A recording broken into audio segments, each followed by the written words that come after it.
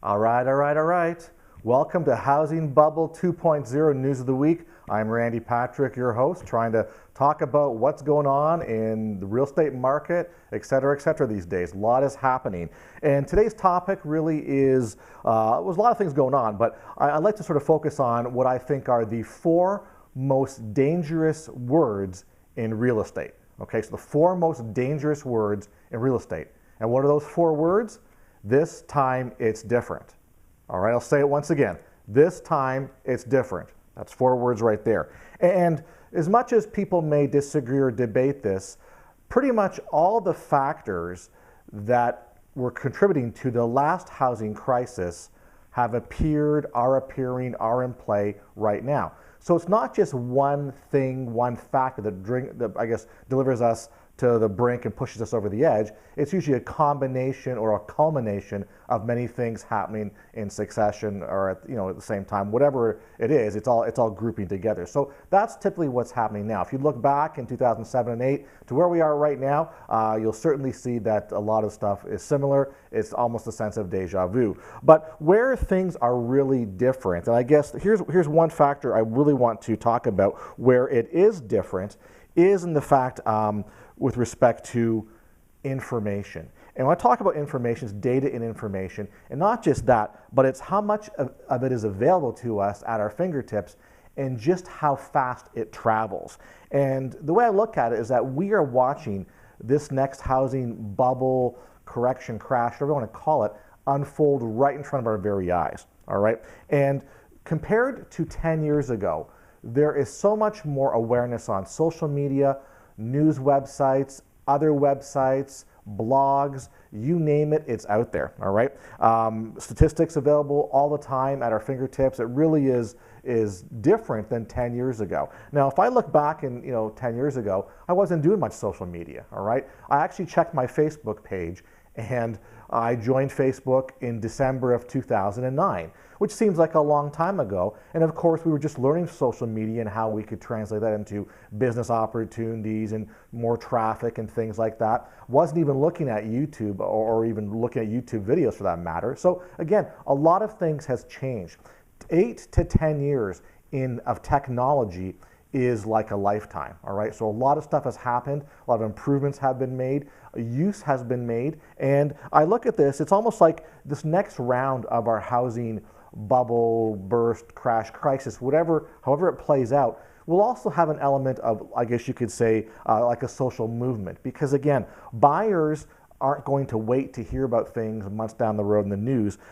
You can see where the market's headed right now before you buy, and people can watch a price or watch their home values or look at other properties, basically get information within seconds. And you can simply look at Zillow. If you want to place an offer in a property, you can go to Zillow, type in the address, and you're going to get the Zillow Zestimate if you wanted to, right? At least it gives you some semblance of what's going on in the industry. For whether you like Zillow or not, whether you agree with their pricing concepts, etc., it's a different story. But my point though is that it is so easy for people to sit back, use the internet, read what they see online, do some investigation, figure out what they want to do. Information is flying at us like you wouldn't believe. All right, so you couldn't do that before, and basically I think that this actual concept of this sort of phenomena will actually speed up the slowdown, the correction, the crash, price reductions, whatever you want to call it. It really is going to make an impact, and I think it's already making an impact right now. For myself personally, I just checked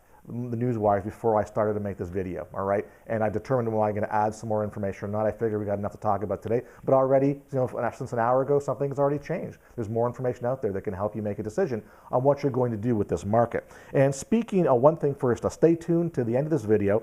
I can share some more insights from Robert Schiller, our good friend Robert Schiller, who's got a lot of information on the housing market. Now, speaking of Zillow, and we'll get into housing news now, Zillow stock sheds a quarter of its value. It's now trading at a 52-week low. The core services are taking a hit due to the high prices and high rates, so obviously less people are buying homes. There are buyers on the sidelines, which is going to hurt the agents who pay for Zillow leads and things like that. So there's going to be a domino and drill down effect here, and it's hurting Zillow right now.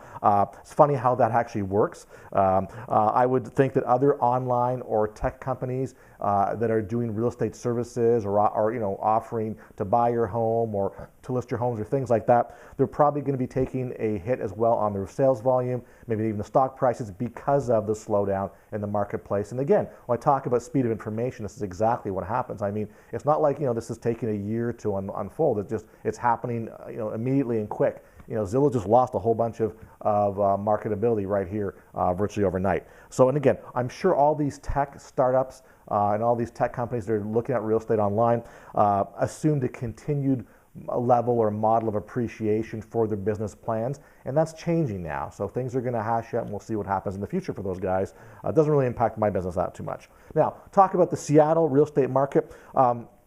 Seattle is one of the metros that has experienced some of the most appreciation over the past few years, and it's kind of imploding right now. And sellers are cutting their list prices faster than any other metro location in the country. So they're reducing price faster than anywhere else in the U.S. Single-family inventory last month jumped 86% on single-family homes. Condo inventory jumped 188%, and that's for the month of October, just last month, compared to year-to-date from the previous October in 2017. And this is information according to the Northwest Multiple Listing Service. So again, this is real statistics, and we're not just talking 5%, 8%, 10% here. That's what, 86% jump in inventory, 188% for condos. That's a significant amount of property coming on the marketplace.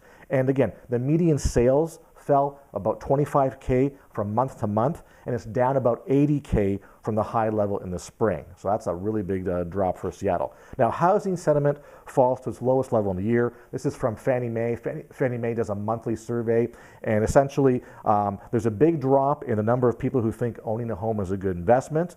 Fewer people believe mortgage rates will fall back to recent lows, and fewer consumers expect home prices to continue to rise. So the average consumer must feel that we've hit the peak, and they're probably going to wait it out until rates drop before they can start to purchase more properties here. So, in other news here, home flippers are now fleeing the market, and this is based on information from Adam Data Solutions. So home flipping volume has been falling annually by double digits for 3 consecutive months now.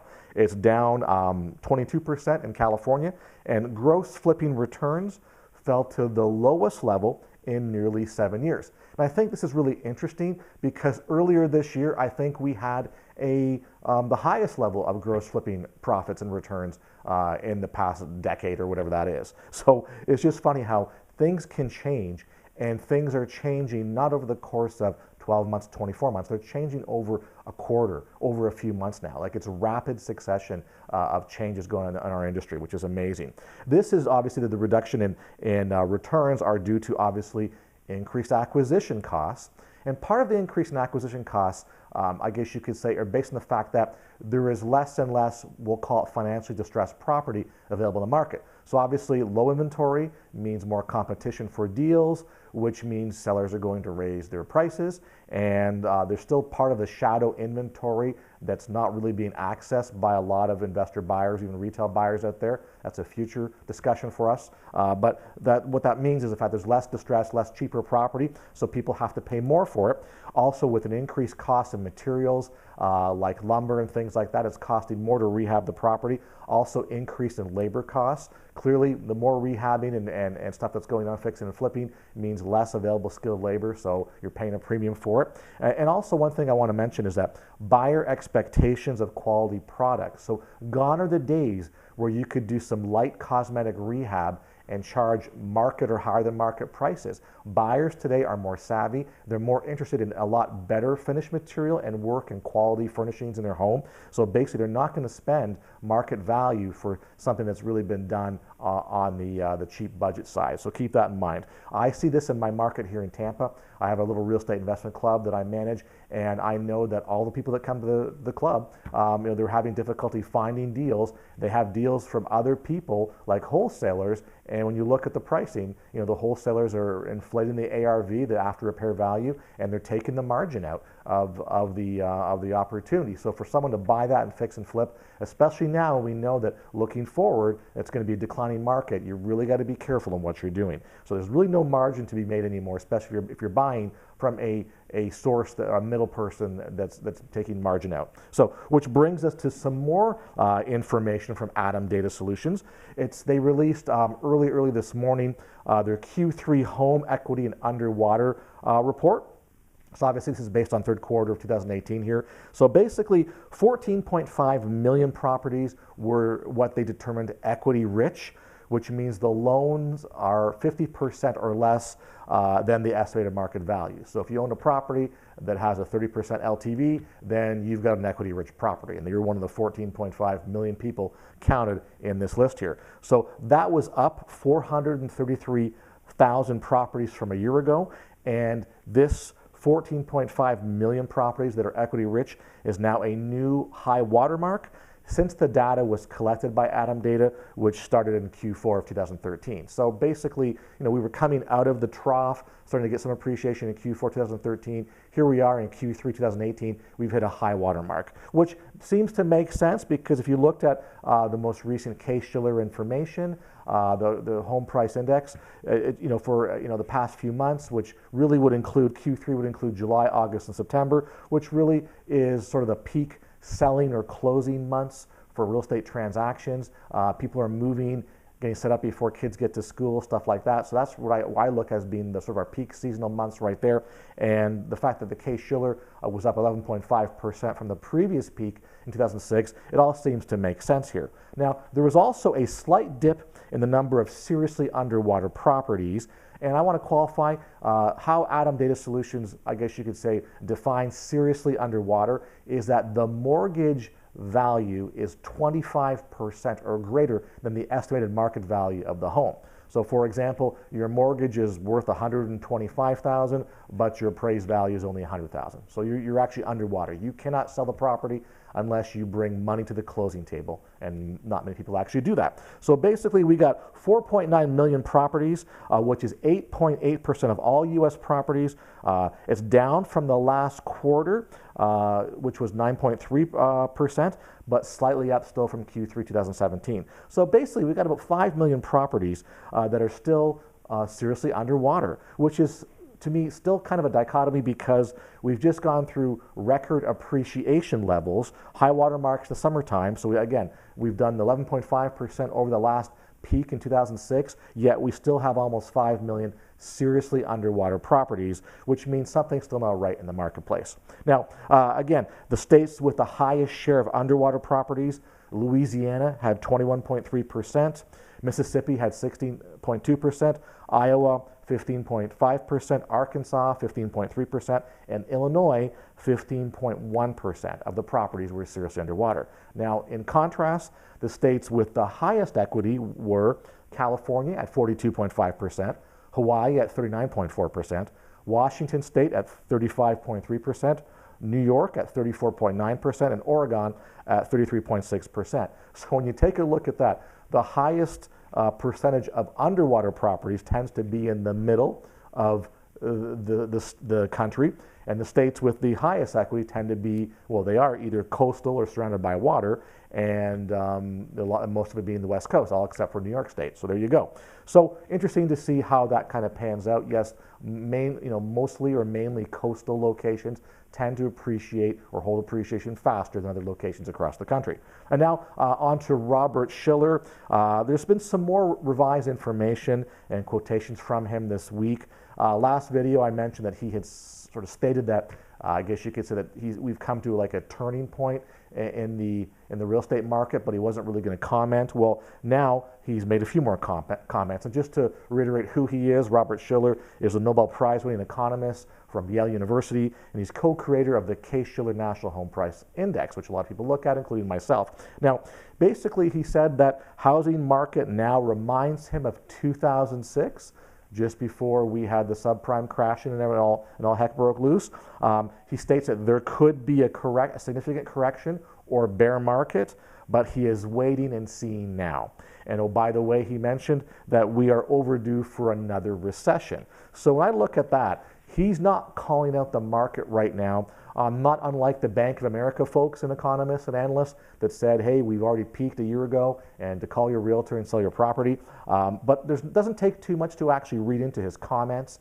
And I don't think he's a person that can come out right and say, we've got a big problem here, because I think that would cause some disruption in the markets and probably wouldn't react very well. So I just want to leave you with that thought that the guy who creates the home price index is saying, you know, he's thinking there could be a significant correction and we're moving into a bear market. So I think that those words are powerful, and I'll leave you with that thought. So thank you once again. If you like what you've heard from me, please subscribe. If you've got questions, please leave them in the comments, or you can email me directly. And again, there'll be more information to come shortly. As I said, the information is coming fast and furious right now, almost on an hourly basis. There's something new that's showing the market is changing, and we got to be aware of what's going on. So again, I'm Randy Patrick. Thanks very much, and we'll look forward to talking to you soon.